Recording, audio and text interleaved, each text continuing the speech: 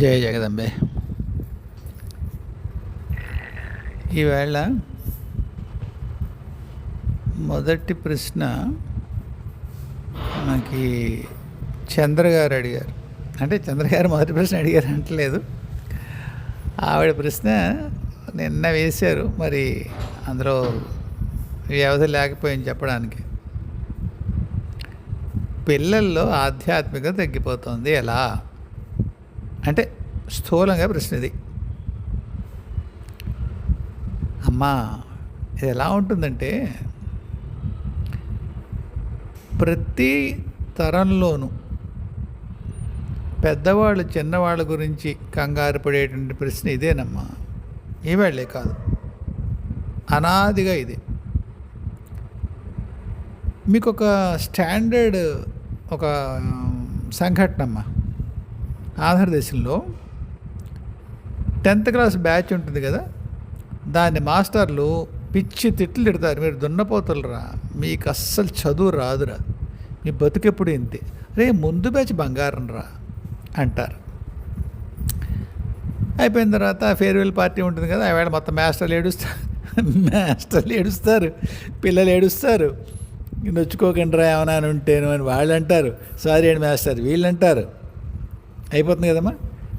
ఆ తర్వాత మళ్ళీ బ్యాచ్ వస్తుంది.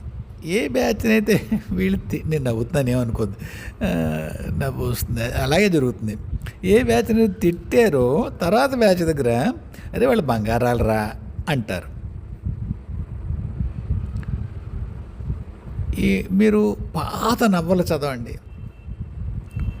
పిల్లలు ఈ తరం పిల్లలు మరీ తగులడిపోతున్నారు అంటారు. మీరు 50లో సినిమా చూడండి, 50sలో ఒక మూవీ చూడండి, అందులో పెద్దవాళ్ళు పిల్లలు తగులడిపోతున్నారు అంటారు. పిదపకాలం పిల్లలు పిదపకాలం బుద్ధులు అని ముసరాళ్ళు తిడతారు. అది సామెత. పిదపకాలం అంటే తర్వాత వాడు, లేటెస్ట్. ఏమ్మా, కాబట్టి ఇది ఇలా ఉందేమిటా అని కంగారు పడకండి. నేను ఎప్పుడు ఒక డిస్క్లైమర్ ఇస్తుంటానమ్మా, ఆల్మోస్ట్ ప్రతి వీడియోలోను. నా మొట్టమొదటి వీడియోలో చెప్పాను ఇది. నేను సరైన అంటే politically correct examples, politically correct statements ఇవ్వను.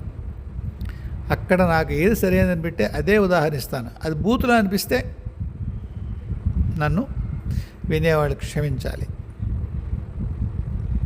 ఎందుకంటే ఈ ప్రపంచంలో ఆహార నిద్ర మైథునాల కంటే ముఖ్య మనిషికి ఇంకేది లేదు. వాటి చుట్టే మన నీతులు నిజాయితీలు అన్నీ ఉంటాయి. ఏమ్మా, అంచేత వాటి గురించి ఉదాహరణలు ఇస్తాను నేను.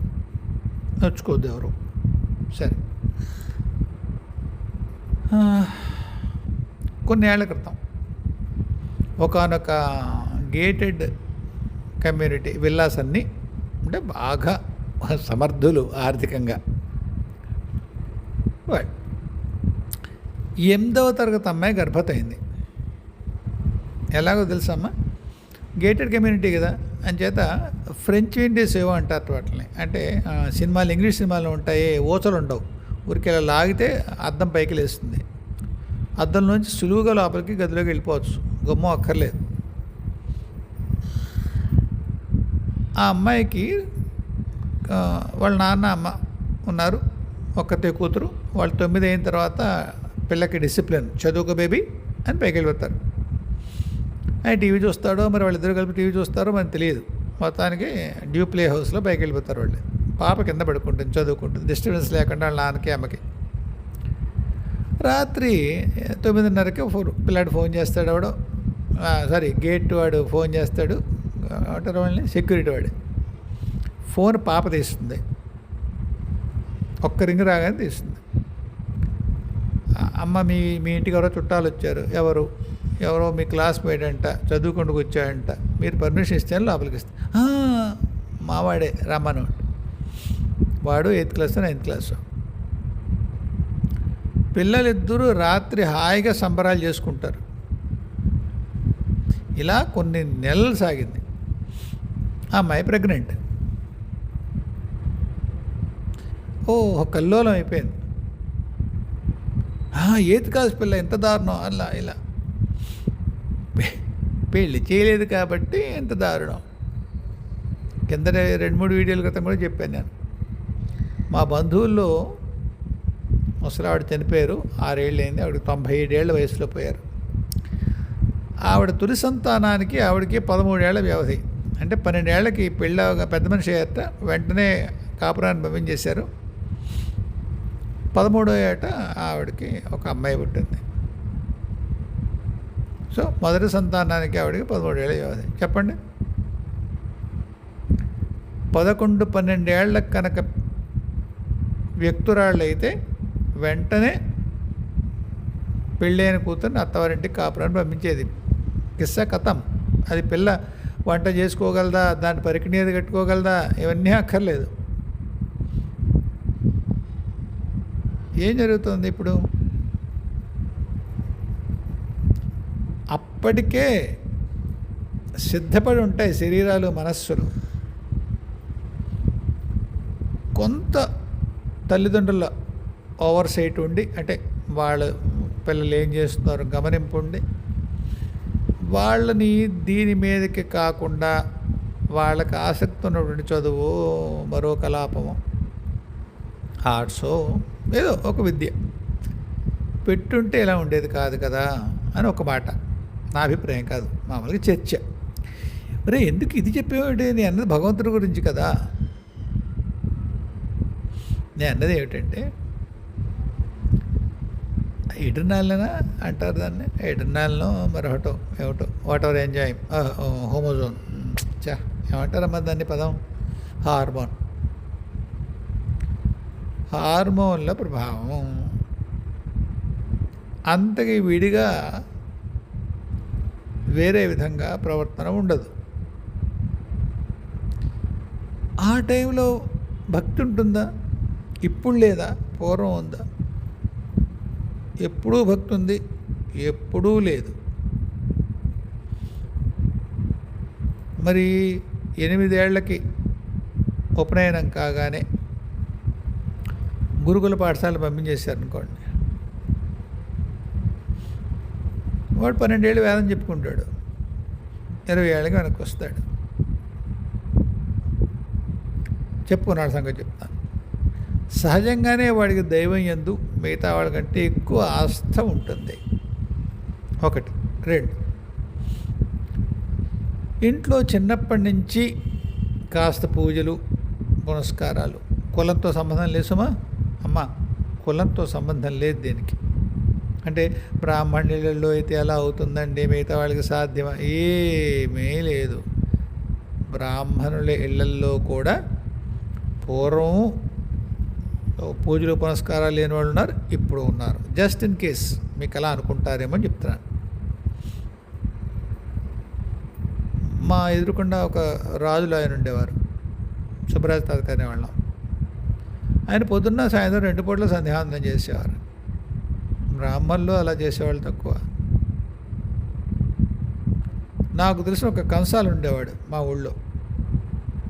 వాళ్ళకి ఏ సంధ్యావందనం ఉందో లేదా ఏ విధి ఉందో అతను పొద్దున సాయంత్రం చేసేవాడు.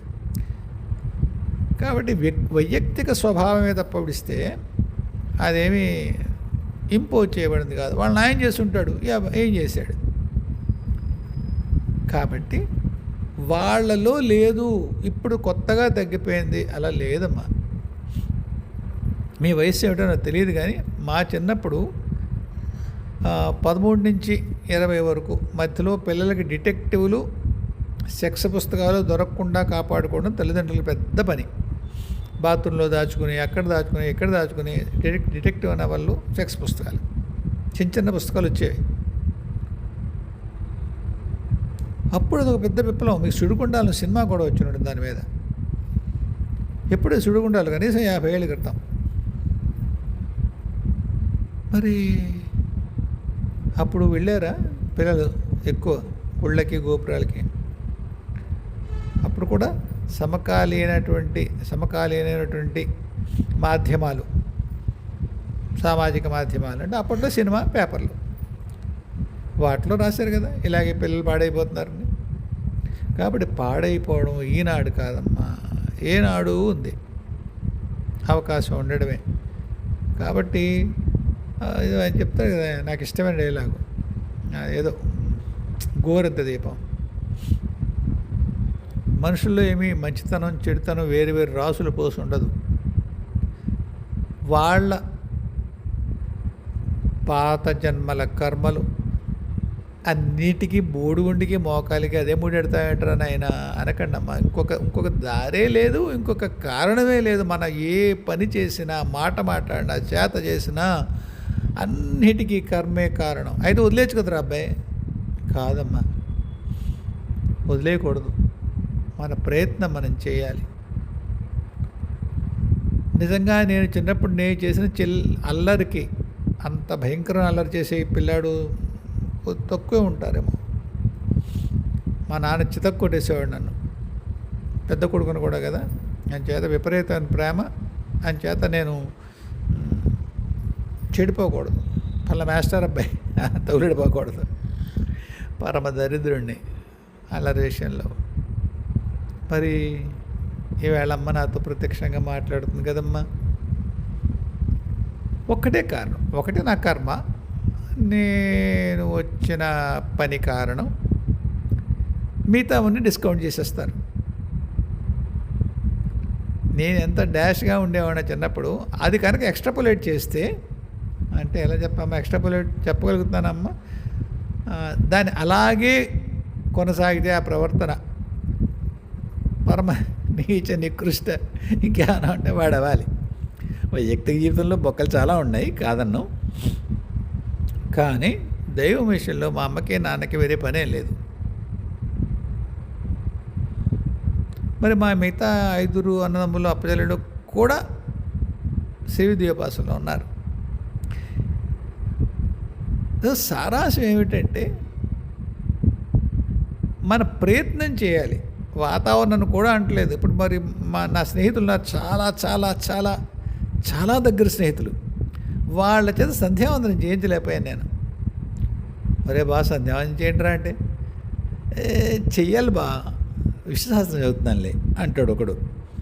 ఇంకోటి నవ్వి గుడికి వెళ్తాను బా అంటాడు. బా సంధ్యావందనం 8 నిమిషాలు బా అంటాను నేను, నవ్వుతాడు. నేర్చుకోలేలే బా. మా ఇంట్లోనే ఉండేవారు ఇప్పుడు. వాళ్ళకి ఎలా కావట్లే, చాలా మంచివాళ్ళు, రెండో అభిప్రాయం లేదు, బంగారాలు. కానీ సందేహం చేయరు. ఖచ్చితంగా ఇప్పట్లో ఏం జన్మ అయిపోవు వాళ్ళిద్దరు కూడా, మా బావలిద్దరుగా నేను చెప్పే బావలే. కాబట్టి ఏది ఏది ఏది పట్టుకొస్తుంది? దైవీ సంస్కారాలను మనకి వంట పట్టించేది ఏది? మన ఆత్మిక ప్రయాణం. అన్నీ అక్కడికే వస్తాయి, అన్నీ అక్కడికే వస్తాయి. మీ ప్రవర్తన, మీ నడక, మీ నడత, మీ మంచితనం, మీ చెడ్డతనం, మీ పోకిరితనం, మీ నిర్దాతనం, అన్నీ అక్కడే. అప్పటికి ఆ జన్మ నాటికి మీ మొత్తం ఆత్మిక ప్రయాణంలో మీరు చూడవలసిన చెడు, మీరు చూడవలసిన మంచి అన్నీ అయిపోయాయి అనుకోండి. ఇంకా వెనక్కి వెళ్ళే టైం వచ్చింది. అప్పుడు మీరు మొదలెడతారు. గుళ్ళు అంటారు, గోపురాలు అంటారు, తీర్థాలు అంటారు, హరికథలు అంటారు, డబ్బులు లంచం తీసుకోకూడదు అంటారు, పక్కవాడికి వేసి చూడకూడదు అంటారు, వెనకాల మనిషి వెనకాల తప్పుడు మాట మాట్లాడకూడదు, అన్నం పడేయకూడదు, ఎవరికైనా కాస్త డబ్బులు ఇవ్వాలి, ఇలా ఇలా ఇలా ఇందులో మళ్ళీ రకరకాలు ఉంటాయి. వాడు ఎవడో చెప్తాడు గుడికి వెళ్ళేటప్పుడు డబ్బులు వేయచ్చు, వెళ్ళి వచ్చేటప్పుడు వేయకూడదు. ఇన్ని రకాల మనకి అందులో అందరూ సలహాలు చెప్పేవాళ్ళు. అయితే ప్రయాణం ప్రారంభమైంది, తిరుగు ప్రయాణం ప్రారంభమైంది. కాబట్టి ఎక్కడ మొదలైంది ప్రయాణం? ఎప్పుడో దేవుని నుంచి విడిపడిన దగ్గర నుంచి ప్రయాణం మొదలైంది. దైవీ సంస్కారాలు ఎప్పుడు వచ్చాయి? ఎప్పుడూ ఉన్నాయి, ఎప్పుడూ ఉన్నాయి. అమ్మ చెప్తారు కదమ్మా, మన గింజలు చల్లేసామనుకోండి, సమయం వచ్చినట్టు వానపడి అప్పుడు మొలుస్తాయి. ఎప్పుడు సమయం? ఆ సమయానికే తెలియాలి. కాబట్టి పిల్లలు ప్రత్యేకించి అలా అవుతున్నారు అని ఒక జనరిక్ స్టేట్మెంటు వద్దు తల్లి. అలా ఏం లేదు. ఆనాడు ఈనాడు మొత్తం ప్రపంచం ఒక్కలాగే ఉంది. మీకు ఉదాహరణ చెప్తాను. 65, 66 or maybe late 60s Vijay Chitra అని ఒక పత్రిక వచ్చేది. ఎక్కడో ఏదో దేశానికి వెళ్ళాడు గుమ్మడి, ఇంకెవరో ఎక్స్పో సంథింగ్ 69 ఏదో అలాగా 69 నాకు ఎన్నేళ్ళు 8 ఏళ్ళు విజయ్ చిత్ర చూశాను. గుమ్మడి చాలా అందంగా ఉంటాడు. నేను అనుకున్నాడు ఈ అబ్బాయి ఈయన చాలా అందంగా ఉంటాడు అంటే ఎవరో అన్నారు రామారావు వాళ్ళ వయస్సేట అని. ఎందుకీ ఆయన మంచి కోట్ వేసుకుని కళ్ళజోడు పెట్టిన ఫోటోలు ఉన్నాయి. ఆయన్ని ఎవరో ఇంటర్వ్యూ చేశారు. భారతదేశంలో సెక్స్ చిత్రాల మీద మీ అభిప్రాయం ఏమిటి అంటే యువత నాశనం అయిపోతుంది, అవనివ్వండి, ఈ కక్కుర్తి పోతుంది. ఒక ఒక ఒక వెల్లువల సెక్స్ చిత్రాలు రావాలి, వచ్చి మనుషులకి వికార పెట్టాలి, దీంట్లో ఏముంది అనిపించాలి. వాళ్ళకి ఆ సెక్స్ స్టాబ్డ్ మెంటాలిటీ ఏదైతే భారతదేశంలో ఉందో, విదేశాల్లో సెక్స్ చూపిస్తారు చిత్రంలో, దాంతో వాళ్ళు కొత్తగా ఉండదు. మన వాళ్ళు ఎగబడి చచ్చిపోతూ ఉంటారు ఎక్కడనే ఒక ఇంగ్లీష్ సినిమా వస్తే. అది తెలుగు సినిమాల్లో కూడా వచ్చేస్తే దరిద్రం వెళ్ళిపోతుంది అని అక్కడ పక్కన కొన్ని బొమ్మలు వేసాడనమాట. అప్పట్లో చాలా హాట్ అనుకున్నటువంటి కొన్ని సీన్లు, తర్వాత బిశ్వజిత్ అనే వ్యక్తిని రేఖ ముద్దు పెట్టుకుని ఒక బొమ్మ, ఇవన్నీ వేసాడు. గుమ్మడి గారి వ్యాఖ్యానం ఇది సెక్స్ చిత్రాలు వెల్లువలా రావాలి భారతదేశంలో అంటే ఆయన ఏమి మీకు అర్థమైంది కదా ఆయన భావం. ఇలా మీరు దాన్ని మరింతగా ఒరే వీళ్ళు చూడకురా అంటుండే కొద్దీ బాత్రూంలోకి వెళ్ళి గడ్డి మేట వెనకాల చదివేస్తారు అని. అది సామాజిక మాధ్యమం, అప్పుడు పత్రికలు కాబట్టి సినిమా పత్రికలు, అందులో ఇప్పుడు వాట్సాప్లో. ఒక్కసారి వెనక్కి తిరిగి చూడండి. ఇప్పుడు మా అత్తగారు కాదు ఏమిటి ముసలావిడ ఎవరో అమ్మమ్మ గారు ఎవరో, వాళ్ళ కాలంలో ఎప్పుడైతే 13 ఏళ్ళు తల్లికి పాప పుట్టిందని చెప్పానే, అప్పట్లో ఎవరు ఎక్స్ట్రా మ్యారిటల్ అఫైర్స్ లేవా వాళ్ళకి. 12 ఏళ్ళకల్లా అత్తారింటికి వెళ్ళిపోయారు అనుకోండి, భర్తకి 16 ఏళ్ళు 15 ఏళ్ళు ఉంటాయి కదా. ఆ వయసు వాళ్ళు ఇంకా లేదా ఆ కాలం వాళ్ళు ఎవ్వరూ కూడా ఏకపత్ని వృత్తులై శ్రీరామచంద్రులే ఉన్నారా? 12 ఏళ్ళకే పెళ్ళిళ్ళు అయిపోయి సంవత్సరాలు చేసేసారు కాబట్టి ఆ సెక్స్ అంటే ఏమిటో తెలిసిపోయింది కాబట్టి ఇంకా దాని ఎందుకు వాంచి చచ్చిపోయి ఉన్నారా? లేదు కదమ్మా. అన్ని సొల్యూషన్స్ అబద్ధమే. ఒక్క కాలము కర్మే నిజం తల్లి, మిగతా అవన్నీ అబద్ధాలు. చిన్నప్పుడు ఒక చాలా ఫేమస్ కథ నాకు గుర్తు రావట్లేదు. ఒక అమ్మాయి ఒక రాజకుమార్తె గుళ్ళో కలుస్తుంది, పుష్పదంతుడు గుళ్ళోకి రమ్మంటుంది. ఏదో మొత్తానికి ఆ అమ్మాయి కాటికతో వాటిని విషమునిచ్చి చంపమని చెప్పి ఆ రాజకుమారుడికి పత్రిక రాసి ఉంటుంది. వాడు చెట్టు కింద పడుకుంటాడు. ఈ అమ్మాయి వాడిని ప్రేమించి తీసి చూస్తుంది. ఇలా విషమునిచ్చి అని ఉంటుంది. ఈ అమ్మాయి పేరు విషయ. ఆ మూని యా కింద చేస్తుంది ఆ కథలో. సరే మొత్తానికి రాజుగారి దగ్గరికి వెళ్తాడు. ఎవరికి చదవడం రాదేమో ఆ రోజుల్లో. మంత్రి గారు చూసి, అయ్యా ఎవరో ఫలానా ఎక్కడి నుంచి వచ్చాడు, ఫలానా రాజకుమారుడినా, ఇది విషయాన్ని ఇచ్చి వివాహం చేయండి అని ఉంది. పిల్లకి ఎన్నేళ్ళు? యుక్త వయసు వచ్చింది. అంటే ఎన్నేళ్ళమ్మా రాకుమారికి? ఎన్నేళ్ళు? 13-14 ఏళ్ళు పిల్ల. అది ఎక్కడో గుళ్ళోనో తోటలోనో ఎవడో పడుకుంటే కురవేదా, వాడి బొడ్డులో ఉన్న ఆ ఉత్తరం తీసి కాటికతో ఆ విషము ఉన్నదాన్ని ఎకారం చేసి విషయాన్నిచ్చి వివాహం చేయాలి. మొదటి వాడు ఎలాంటి వాడో తెలియదు, ఏమీ తెలియదు. తోటలో చూసింది ఏదో కుక్క మీద పడుకున్నాడు వాడు. పడిపోయి ఏదో దీన్ని ఎక్కడో కష్టం నుంచి కాపాడాడో ఏ బొంగు లేదు. వాడిని తొలిచూపులో ప్రేమించింది, దాని కాటుకతో ఉత్తరం మార్చింది. వాళ్ళ నాన్న మహారాజు దాన్ని వాడికిచ్చి పెళ్లి చేశాడు. ఎన్నేళ్ళు దానికి? ఏం చూసి చేసుకుంది? కర్మ కాదు. వాడు మంచివాడైతే మంచిదే. కాకపోతే అమ్మా నేను చెప్తే మీకేం కష్టం తోచట్లేదు కదా. ఇది ఇంతే తల్లి. ఒకవేళ ఏదైనా కష్టం తోస్తే కూడా వాస్తవం ఇంతే. కాబట్టి ఈరోజు పాడైపోయారు. ఏమొద్దమ్మా, ఈరోజు అడల్ట్ మూవీస్ దొరుకుతున్నాయి. ఇదివరకు సెక్స్ పుస్తకాలు దొరికేవి. డిటెక్టివ్ పుస్తకాలు దొరికేవి. పోనీ ఎవరు చదివేవారు కాదు. రామాయణ పారాయణ చేసుకునే దగ్గర నుంచి రోడ్డు మీద చీటవేక ఆడుకునే వరకు, స్కూల్ టీచర్ దగ్గర నుంచి పురోహితుల వరకు అందరూ చదువుకున్నారు. అంచేత దేశం మొత్తం మీద ఒక మంచి సంస్కారం రావాలని దండం పెట్టుకోవడమే తప్పిస్తే ఒక ఫలానా వర్గం పాడైపోయింది అనుకోకండి అమ్మా. ఇప్పుడు మన వాళ్ళు కూడా అంటే 2047 నాటికి మొత్తం అందరూ ముస్లింలు పాలించేస్తారు ఈ దేశాన్ని. లేదమ్మా, ఈ దేశం యొక్క పరిస్థితి అది కాదు. సనాతన ధర్మానికి కూడా అది కాదు. ఇదే పూర్వం కూడా నా మొట్టమొదటి వీడియోలో ఎక్కడ చెప్పాను నేను. 80 కోట్ల మందిని ఎంతమందినో 8 కోట్ల మందిని చంపేట ఆయన ఔరంగజేబు. సనాతన ధర్మం పోయిందా? గుర్రాలు వేసుకుని ఆడకూతుళ్ళు చెరువులకిను బావులకి వెళ్తేనే ఎత్తుకుపోయేవారు ముఠాలుగా వచ్చి. అప్పుడే సనాతన ధర్మానికి ఏం కాలేదు. ఇప్పుడేమవుతుందమ్మా అనిపిస్తుంది. ఎప్పటికప్పుడే ప్రమాదం ఉందని, కానీ ఆ ప్రమాదం ఉంది అనిపిస్తేనే మనం దారిలో ఉంటాం. కాబట్టి ప్రమాదాన్ని అనిపించడం సహజం. దానివల్ల మారే వాళ్ళు మారుతారు, ఒద్దికైన వాళ్ళు సర్దుకుంటారు, తిక్కల వాళ్ళు ఎప్పుడూ తగులుడతారు. అంచేత భయపడకండి అమ్మ. కాకపోతే ఒక్కటి చేయండి, మీ తరపున మీరు చేయగలిగింది చేయొచ్చు. దైవాన్ని మీరు ప్రార్థించేటప్పుడు ప్రజలు సనాతన ధర్మం కేసి మళ్ళుతున్నారు, పిల్లలు ఆధ్యాత్మికత వైపు మళ్ళుతున్నారు, ఆధ్యాత్మిక సంస్కారాలు వాళ్ళలో ప్రబలుతున్నాయి అని ఓ నమస్కారం పెట్టుకోండి. సమయం వచ్చినప్పుడు కాలం దాన్ని ఫలీభూతం చేస్తుంది. నేనేదో మెట్ట వేదాంతం చెప్తున్నాను అనుకోకండి, జరుగుతాయి. నిజానికి ఈ విషయం గురించి రెండు మూడు వీడియోలు మాట్లాడచ్చు. కాకపోతే ఏం చెప్పినా బాటం లేని ఒకటే, కాలము కర్మ, అది వైయక్తికమా సామూహికమా ప్రాదేశికమా ఒక మొత్తాన్ని జాతిదా ఏదన్నా కానివ్వండి,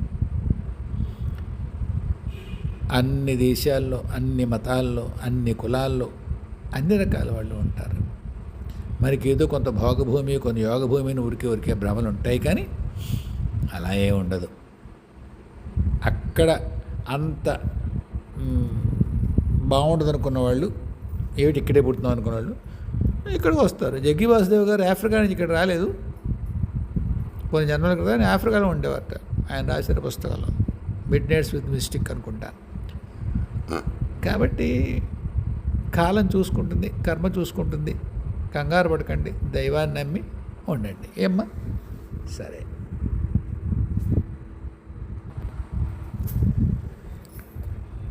గెట్ రెడీ అన్నావిడో తెలియదు, ఆ పేరుతో ఒక కమెంట్ ఉంది. ఎప్పుడు మానవ ప్రయత్నం, ఎప్పుడు ఉదాసీనత. మన ఇబ్బంది పెడుతూ ఉంటారు, ఊరుకోవాలా? డబ్బులు ఎవరికై ఇస్తాం, వదిలేసేయాలా అది ఇవ్వకపోతే? ఎప్పటి వరకు మానవ ప్రయత్నం చేయాలి, ఎప్పుడు ఉదాసీనత. నేను ఒకప్పుడు మా గురువు గారిని అడిగాను, డివైన్ ఇండిఫరెన్స్ అనే పదం వాడేవారైనా, దివ్యమైన ఉదాసీనత ఏమిటది? ఈ మార్గంలోకి వచ్చిన కొత్తలో ఇది కొద్దిగా ఓపిక ఏమనండి, నేను మీరు అడిగిన ప్రశ్న నుంచి నేను శాఖాచంకరణం చేయడం లేదు, అక్కడికే వస్తా. కాకపోతే కొద్దిగా అటు ఇటు కొంత సందర్భం ఉంది అనుకున్నప్పుడు వేరే చెప్పడం అలవాటు కనుక చెప్తున్నాను. ఒక మున్సిపాలిటీ వాడు ఎవడో ఎద్దుని కొడుతూ ఆ బండి లాగిస్తున్నాడు అనుకోండి, కళ్ళ నీళ్ళు తిరిగిపోయాయి. ఒరే దున్నపోత, నువ్వు కూడా ఎప్పుడు దెబ్బలు తింటావురా దరిద్రుడా అని అన్ని తిట్లేందుకు. వీడి దొరికి అలాగే కిందటి జన్మలో ఇంకో మున్సిపాలిటీ ఎద్దును కొట్టి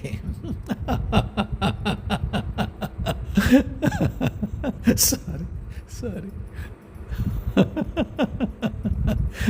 వీడిప్పుడు ఎద్దేయడమే కదా. తెలుసా అమ్మా, మనకి తెలియదు కదా. ఏంటో మనం చాలా భగవంతు we want to play God. ఎవరో ఇబ్బంది పడుతూ ఉంటారు. అత్తగారిని కోడలు చాలా దారుణంగా హింసిస్తుంది. మన కళ్ళ మిండి తిరిగిపోతాయి. అంత దారుణమా మరి పాపం అని శాపనాలు ఇట్టేస్తాం. పిల్లి శాపనాలు, దీని మొహం తగలయ్యా, ఆ కోడలకి యాక్సిడెంట్ అయిపోవాలి, బుద్ధి రావాలి. ఏంటమ్మా వచ్చేది బుద్ధి? అత్తగారు ఏం చేయకుండా కోడలు వచ్చేసి కొట్టేస్తుందా? కోడలు తప్పేం లేకుండా అత్తగారు చేస్తుందా? తప్పు అంటే ఇక్కడ తప్పు కాదు, తెచ్చుకున్న తప్పు, కర్మ. కాబట్టి మొత్తం అంతా దైవీ వ్యవస్థే. లోకల్లో అన్యాయం ఎక్కడ జరగదు. అదే దొంగడాషగడ అంత మాట అన్నాయంటరా, తిట్టుకోకండి. నేను ఇప్పుడు అన్యాయం జరగదు ఏడవలేదురా అన్నా అనుకోండి, ఏడ్చాను, 3 సార్లు ఏడ్చాను. కానీ అంతర్లీనంగా అంత సూత్రంగా ఒక్క విషయం తెలుసు, ఎప్పుడు ఎక్కడ సృష్టిలో అన్యాయం లేదు, జరగదు. దేవుడు అంత దిక్కుమాలినాడేం కాదు, ఖచ్చితంగా కాదు. లీల ఉంటుంది, లీలలో కూడా మీకు మొత్తం స్పెక్ట్రమ్ అంతా, ఎలా చెప్ప స్పెక్ట్రమ్ తెలుగులో ఏమంటా,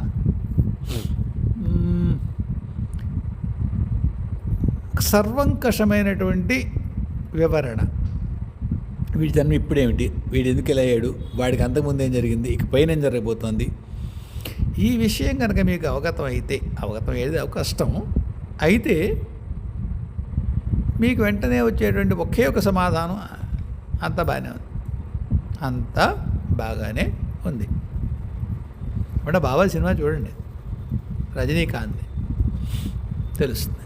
సరే, మళ్ళీ మన విషయంలోకి వస్తే, ఏదన్నా కర్మే, మరి దానికి వదిలేయాలా? బండ బూతు ఎలా వదులుతారు? మీ పని ఏం చేయరేమిటి? నేను సార్ బాలమ్మని అడిగాను ఏదో విషయంలో, అమ్మా ఎలాగా నువ్వు అనుకుందే చేస్తావు, నేను వెళ్ళని చోటుకలా ఊరికే దొల్లడం ఎందుకే, నీ ఇష్టం నువ్వు చేసుకో అమ్మా, ఒక్క విషయం చెప్పు నాకు, నీకు నేనంటే చాలా ఇష్టం కదా, ఓ పని చేయవే, ఏం జరుగుతున్నా అంతా నీ లీల అనేటువంటి జ్ఞానం నాకు ఎరుకుగా ఇవ్వు, సమాచారం నాకు తెలుసు, అంతా అమ్మ దయ, అమ్మ లీల, తొక్కేం కాదు, అలా ఉండదు. ఊరికే అనుకోవడానికి సమాచారం అందరికీ తెలుసు, భారతదేశంలో ముందే తెలుసు. ఏమా అప్పుడు అమ్మ అంటారు, తెలియదు, మీరు అబ్బాయి అయితే క్షమించండి. సరే, ఏం మాట్లాడుతున్నామన్నా, రైట్. అప్పుడు బాలమ్మంది, వాడు పని మీద వెళ్ళాడు రా కిందకి, వాడి పని ఏమిటంటే సంకల్పం చేయడం. అంటే ఏమిటి? వన్ ఆఫ్ ది వర్క్స్, అది ఒక్కడే సంకల్పం చేసి గాలిలో కూర్చోమని కాదు, one of my works are ఏమన్నా పదం అంతేలండి. ఆ ప్రాజెక్ట్లో నా పని ప్రస్తుతం ఏమిటంటే సంకల్పం చేయడం. ఏది నాకు మంచిదని తోస్తుందో, ఏది ధర్మం నాకు అనిపిస్తుందో సంకల్పం చేయడం. చివరాఖరికి బంగారం నిర్ణయిస్తుంది. పెద్దాడు ఇలా అన్నాడు, కానీ the ground reality is something different. So we will not act upon the సంకల్పం మేడ్ బై పెద్దాడు. వాడు చేశాడు సంకల్పం మానేందుకన్నారే, ఇప్పుడు కాదు, అది కదా జరుగుతుంటా.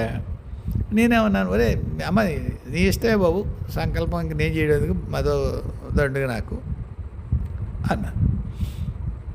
ఆవిడ చెప్పింది, నీకు అటువంటి ఎరుక ఇచ్చినప్పుడు, సమాచారం కాదు ఎరుక, అవేర్నెస్ ఫ్రమ్ వితిన్, లోపల నుంచి ఆ ఎరుక వచ్చిన వెంటనే తక్షణమే శరీరం వదిలి వెనక్కి వచ్చేస్తారా పెద్దాడ.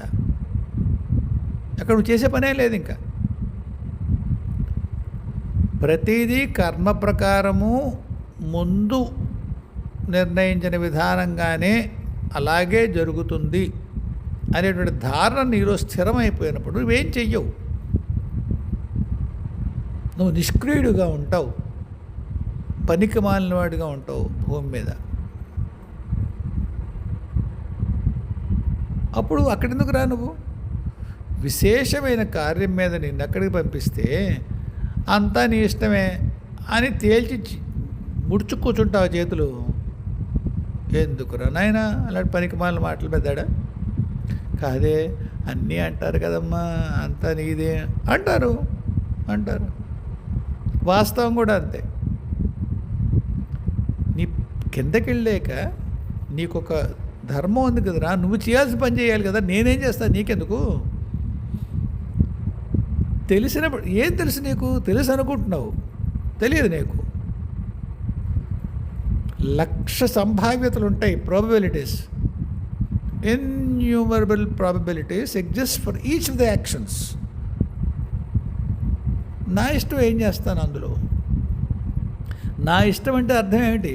నేను ఒక్కొక్కటి జీవితంలోకి వచ్చి 1,00,000 సంభావ్యతలు చూసి ఒక్కొక్కటి బేరీ వేసి చేస్తానా? కాదు కదా. ఒక సువ్యవస్థ ఉన్నది, వెల్ ఆయిల్డ్ మెకానిజం అంటారు కదా ఇంగ్లీష్లో. అలాంటి ఒక వ్యవస్థ ఉంది, అది నిర్ణయిస్తుంది. Who has put that in place? ఎవరు పెట్టారు? నేనే. దాన్ని గౌరవించి నువ్వేం చేయాలో అది చేయాలి. అవ్వకపోతే మరి ఏడుస్తాం కదా. అవును, ఏడవకపోతే మళ్ళీ ఇంకో సంకల్పం చేయవు కదా. ఏడుపు తప్పులేదురా, నిష్క్రియత్వం తప్పు.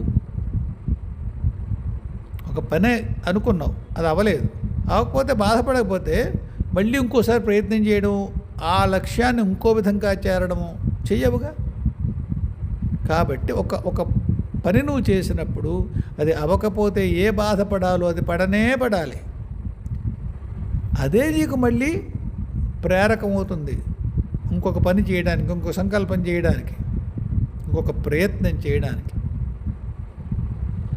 అంతేకాని అంతా అమ్మదేని వదిలేస్తే నిష్క్రియత్వం అవుతుంది అన్న. చేయకూడదు అలా. ముఖ్యంగా నువ్వు అసలే చేయకూడదు. అది మా ఇద్దరికి సంవాదం కాబట్టి నేను ఇక్కడికి వచ్చిన పని ఏదో వేరే ఉంది కనుక అక్కడ అటువంటిది అసలే ఉండకూడదు. బాగుంది. ఇప్పుడు మీరు వేసిన ప్రశ్న, ఎవడో మన చెడు చేస్తాడు, వదిలేయాలా? కొండని ఢీకొనకూడదు. ఒక రాజకీయ నాయకుడో గుండాయో మన ఏదో అన్నాడు, చేసాడు, సినిమా హాల్లో గబుక్కొని మన ఏదో అన్నాడు, మా చెల్లి గురించి కామెంట్ చేశాడు, మన ఆడు గురించి, వెంటనే కత్తి తీసి వాడి మీద దాడి చేయకూడదు. గొడవ పడలేం వాడితో, అలా అని చెప్పి వదిలేయాలా? వదలగలిగితే అంటే మనం వాడిని ఏమైనా చేయగలిగితే వేరే మార్గం ద్వారా తప్పకుండా చేయొచ్చు. మీకు చాణక్యుడి కథ గుర్తుందా? ముళ్ళు గుచ్చుకుంటుంది అతనికి. ఏ చెట్టు దగ్గర ముళ్ళు గుచ్చుకుందో ఆ మొక్క మొదట్లో మజ్జిగ పోస్తాడు ఆయన. చీమలు పట్టి వేళ్ళు తినేసి మొక్క చచ్చిపోతుంది. అర్థమైందండి నేను చెప్తుంది ఏదో? కాబట్టి మీకు అంతటి కష్టంతో వస్తే భౌతికంగా అలాంటి పని ఏమైనా మీరు చేయగలిగితే వాడి కీడుకి చేయండి, తప్పలేదు, ప్రయత్నం చేయండి. కానీ రగిలిపోకండి,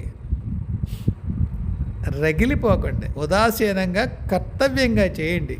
దొంగ నా కొడుకు వీడు ఆడవాళ్ళతో దుష్ప్రవర్తన చేశాడు, వీడికి మనమంతా ఏం చేయాలో చేద్దాం.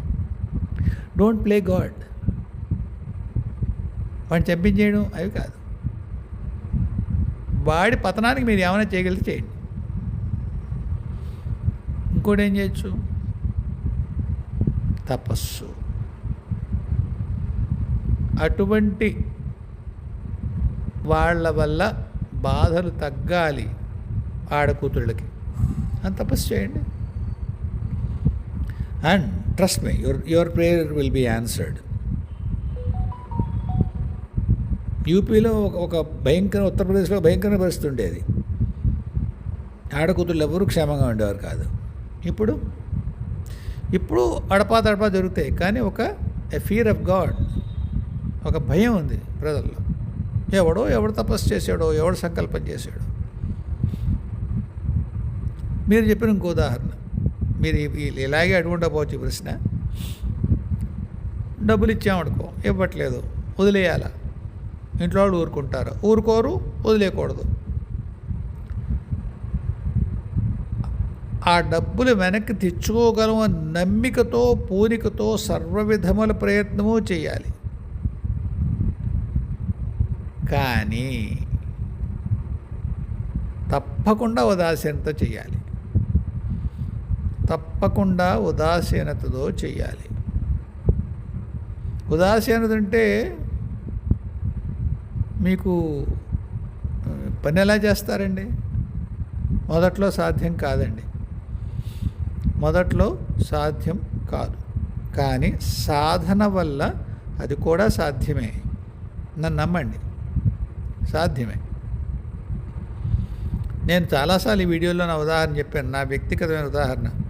కొన్ని కోట్ల రూపాయలు రావాలి ఒకనొక ప్రమోటర్ దగ్గర నుంచి. నాకు తిట్టాను కదా అమ్మ దగ్గర. తిట్టా ఇంకా ఏం లేదండి, దేవుడి దేవుడు తిట్టలేదు. కానీ ఏంటి ఎలా చేసాడే, వాడాడురా చేయడానికి. నీ ఇప్పుడు కాదనుకున్నాను అంతే.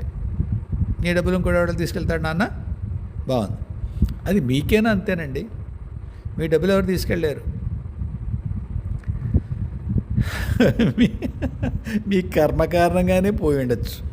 ఒకటి మీరు ఎవరు దొబ్బి ఉంటారు, ఎవడో కాదు. ఇప్పుడు మీరు దొబ్బేశాడు. మా జిల్లాలో దొబ్బేయడం తప్పు కాదండి పదం, అని చేత భూత్ అనుకోకండి. మీ దొంగిలించాడు అనుకుందాం. పోనీ వచ్చే జన్మలో ఇప్పుడు మీరు అన్యాయం పాలయ్యారు కాబట్టి వచ్చే జన్మలో మీకు ఏదో దాన్ని కాంపెన్సేట్ చేస్తారు, లేదా ఈ జన్మలోనే కాంపెన్సేట్ చేస్తారు. ఇంకో విధంగా ఎవరు కాలమే. అలా డబ్బులు పోవడం వల్ల మీకు అనుకోకుండా అది చాలా పెద్ద అమౌంట్ పోయింది అనుకోండి. దాని గురించి మీరు భయంకరమైన ప్రయత్నం చేస్తారు. మంచి ఉద్యోగం, మంచి వ్యాపారం, ఇంకా ఏదో కష్టపడమే చేస్తారు. అది సఫలీకృతమై మీరు అనుకోకుండా మరింత పెద్ద ధనరాశిని మీరు పొందొచ్చు. మీరు నష్టపోయిన చాలా చిన్న అమౌంట్, కానీ దాన్ని అధిగమించడం కోసం మీరు చేసే ప్రయత్నంలో అతిపెద్ద ధనరాశి ఈ జీవితంలోనే మీరు పొందొచ్చు. అంటే మీకు రాబోయే ఒక మంచి స్థితికి ఇది పెట్టుబడి అంటున్నాను కదండి. సృష్టిలో, జగత్తులో అన్యాయం అనేది లేదు. కాలం ఒక్కటే మన ఇబ్బంది పెడుతుంది. ఈవేళ జరిగింది, దాని ఫలితం ఎప్పుడు వస్తుంది? మంచేనా చెడేనా? అండ్ అంచేత ఉదాసీనత దానంతర్గాతాను రాదు. ఇంతకీ నేను ఒక మాట చెప్పి మళ్ళీ ఎక్కడికో వెళ్ళిపోయాను. నేను డివైన్ ఇండిఫరెన్స్ అన్నాను కదా, మా గురుగారు అన్నారు. డివైన్ ఇండిఫరెన్స్ ఒక స్థాయి ఎరుక వస్తే కానీ, ఎరుక అంటే రియలైజేషన్ ఇవ్వరు స్వామి. ఎందుకంటే లేకపోతే నిష్క్రియులైపోతారు. నాకు చాలా ఫేవరెట్ భగవద్గీత శ్లోకం, యోగస్థ కురు కర్మాణి సంగం త్యక్త్వా ధనంజయ సిద్ధ్యో సమోభూత్వా సమత్వం యోగ ఉచ్యతే. అరే పండు, యోగస్థితిలో ఉండి మోహం, అటాచ్మెంట్ లేకుండా నిస్సంగుడిపై పని అయిందా లేదా అనేటి దాని మీద నీ లక్ష్యం కాకుండా పని చేయడం లక్ష్యంగా నీ కర్మని చేయనన్నా అని కృష్ణయ్య చెప్పాడు వాళ్ళ బావకి. కాబట్టి యోగస్థులై అంటే ఇన్ ఏ స్టేట్ ఆఫ్ ఎక్విలిబ్రియం, ఆ స్థితిలో ఉండి ఏమవుతుంది అని కాకుండా ఏం అవ్వాలో అనుకుని చేయండి, బెంగపడకుండా, సిద్ధి అసిద్ధి గురించి పట్టించుకోకుండా. అదే ఉదాసీనత, డివైన్ డిఫరెన్స్. వచ్చేస్తుందా? ఏం రాదు. ప్రయత్నం ముమ్మాటికి చేయాలి. మళ్ళీ మళ్ళీ మళ్ళీ చెప్తాను, విసుగు లేకుండా. ఆధ్యాత్మిక ప్రయాణంలో మీ ప్రయత్నం చూడబడుతుంది, మీ కార్యసాఫల్యం కాదు. కార్యసాఫల్యం నిర్ణయించేది లక్ష విషయాలు ఉంటాయి. There could be 1 million valid reasons for why you don't get what you have tried for. మీరు దేనికోసం ప్రయత్నం చేశారో అది జరగకపోవడానికి 10 లక్షల కారణాలు ఉంటాయి, సవ్యమైన కారణాలు. అంచేత దాని గురించి కంగారు పడకండి, మీ ప్రయత్నం చేయండి. కార్యసాఫల్యం అవ్వాలా వద్దా అమ్మ చూసుకుంటుంది, లేదా మీరు నేను మ్యాగీ చూసుకుంటాడు, ఎవరైనా. కార్యసాఫల్యత కొండుకుచో అవకపోవడం కూడా మీ మంచి కారణం అవుతుంది. ఎప్పుడు? ఈ జన్మలో మంచి తెలియచ్చు మీకు, వచ్చే జన్మలో తెలియచ్చు. చాలా ఇష్టమైన అమ్మాయి ఎవరో ప్రేమించారు, అది ఇష్టమైన అబ్బాయి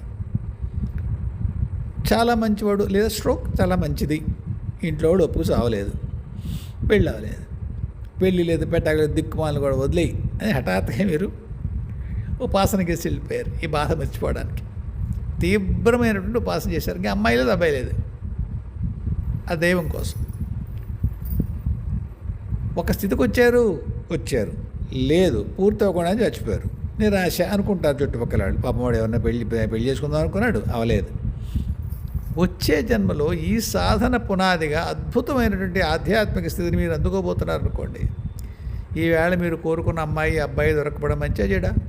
కార్యసాఫల్యం అవ్వడం అవ్వకపోవడం మంచిగా చెడా? చిన్నప్పుడు కథ ఉండేది కదా, గుడ్ బ్యాడ్ హూ నోస్ అని.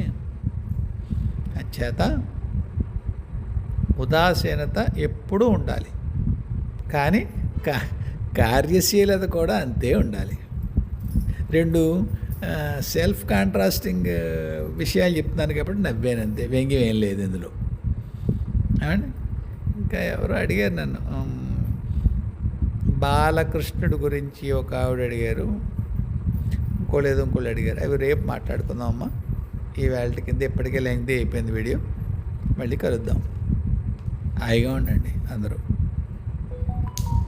జయ గురుదేవ్, జయ జగదంబే, స్వస్తి.